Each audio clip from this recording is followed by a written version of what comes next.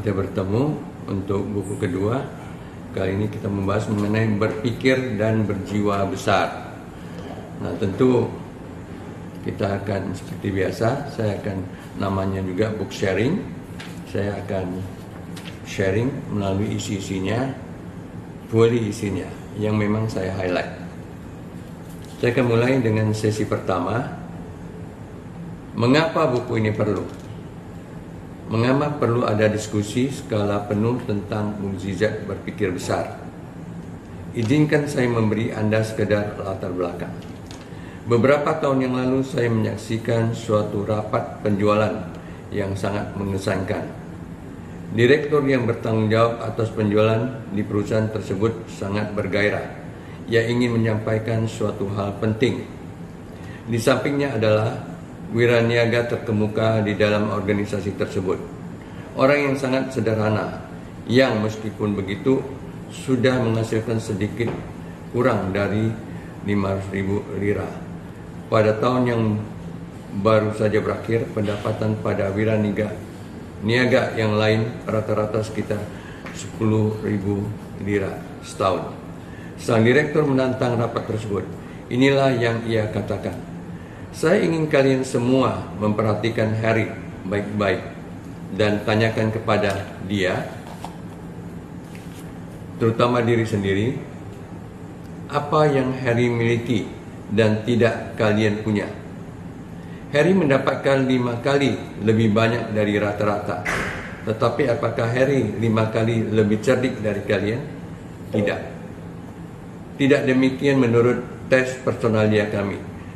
Saya sudah mengecek hasil tes memperlihatkan bahwa ia hanya berkemampuan rata-rata di departemen itu. Dan apakah Harry bekerja 5 kali lebih keras dibandingkan kalian semua? Tidak juga.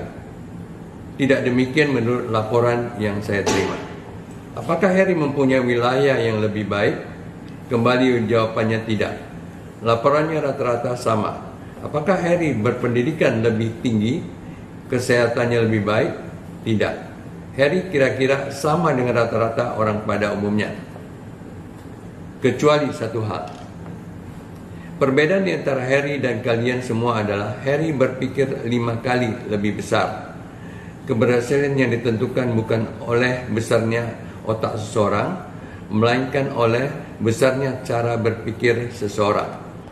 Semakin banyak orang yang saya ajak berbicara, semakin jelas saya menyelidiki apa sebenarnya yang ada di balik keberhasilan. Riwayat kasus demi riwayat kasus membuktikan bahwa besarnya rekening bank, besarnya rekening kebahagiaan pribadi seseorang, dan besarnya rekening kepuasan umum seseorang ditentukan oleh besarnya cara berpikir seseorang. Kita semua lebih dari yang kita sadari. Semua di sekeliling kita adalah lingkungan yang berusaha menarik Anda ke bawah, ke keadaan sedang-sedang saja.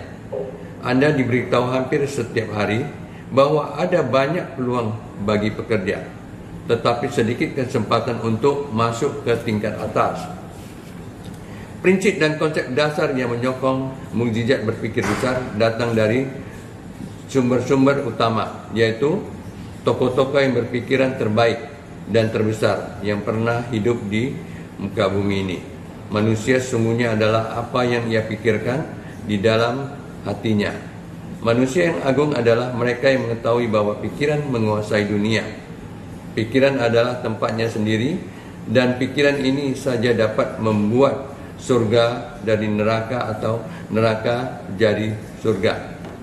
Tidak ada yang baik atau buruk, kecuali bahwa pikiran membuatnya demikian.